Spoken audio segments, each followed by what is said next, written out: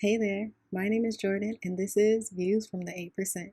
Today, we're here to talk about something that many of us experience, but a lot of us don't even have a name for, and that is imposter syndrome. Imposter syndrome is a collection of feelings of inadequacy that persists even when you have evidence of your success, you have evidence of your competence.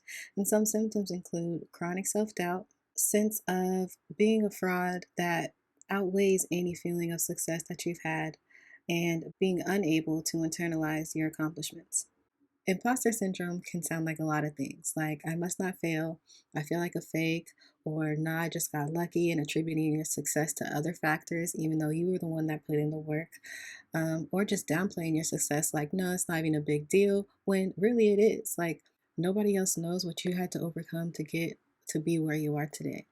And everything you overcame is something to celebrate. Everything that got you here to where you are has prepared you in a way that it has not prepared anybody else at the table or anybody else in the room. So use what you get from those experiences. So today I have 7 tips to navigate through imposter syndrome, which have helped me when I remember to use them, which may be a rare occasion, but I'm working on it.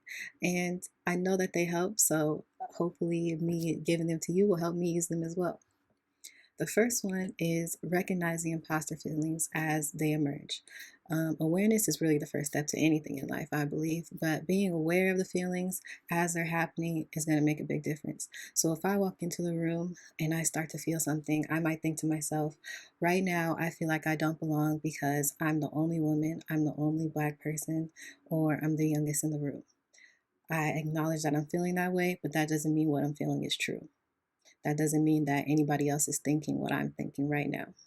Step number 2, reframe your thoughts. You can reframe your thoughts by reminding yourself that literally nobody knows everything. On top of that, you will continue to learn on the way.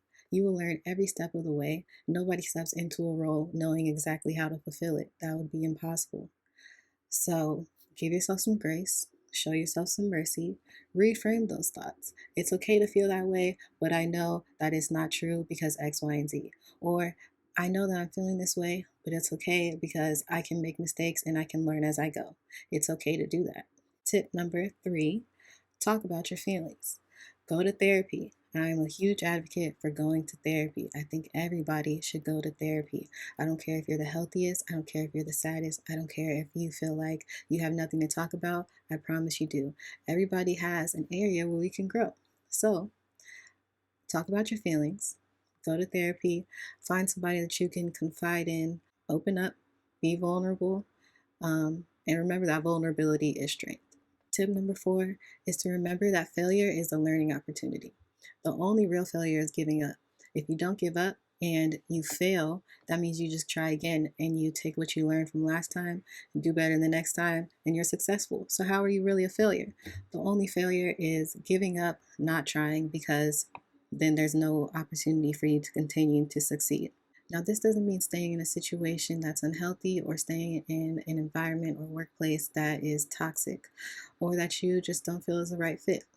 This means that you've been in tough situations, you've overcame tough situations, you've lived through all your hardest days, and you've continued to overcome things. And this is just another step on the ladder. Tip number 5 is to stay focused on the present. This is really the key to a lot of things, but especially this.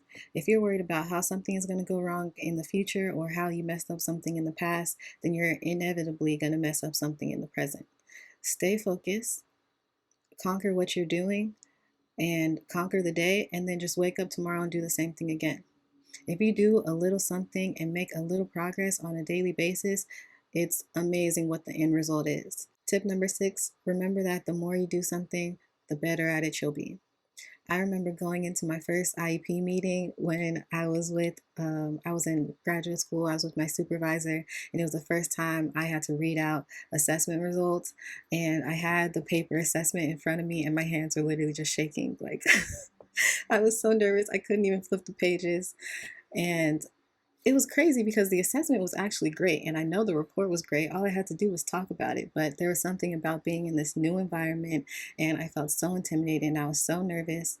And I always think about that day because now it's a breeze. Like I still get a little nervous because obviously I want to do a good job and I want the parents to feel like they're supported and do everything I can. So I'm nervous in a different way. But it's definitely become easier, and it gets easier every time. So if it's hard now, the more you do it, the better it gets. And tip number 7 is to be kind to yourself. You are entitled to make mistakes just as anyone else is, like I said. You deserve forgiveness. Speak to yourself in the way that you would speak to your friends. I remember when I first heard that and I started really thinking about the way that I was talking to myself in a way that I wouldn't even think about my friends. And I was like, something has to change. This is not the way that it should be. I should be the nicest to myself, if anything. So be aware of that. Really catch those thoughts when they happen, as they arise. If you feel yourself telling yourself something mean or cruel or something you wouldn't say to your friends, don't say it. Reframe it. Think of another way to express what you're feeling, but be kind to yourself and give yourself grace. So I actually found a scale that you can take to see how intensely you identify with imposter syndrome.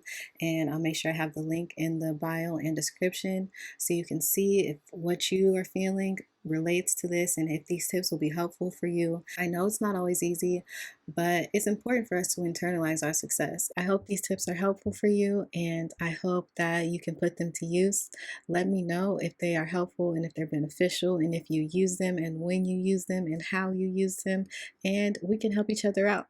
Like, comment, subscribe, review. Let's talk about this and discuss the best ways to overcome imposter syndrome. And we can also talk about why the system perpetuates imposter syndrome in the first place.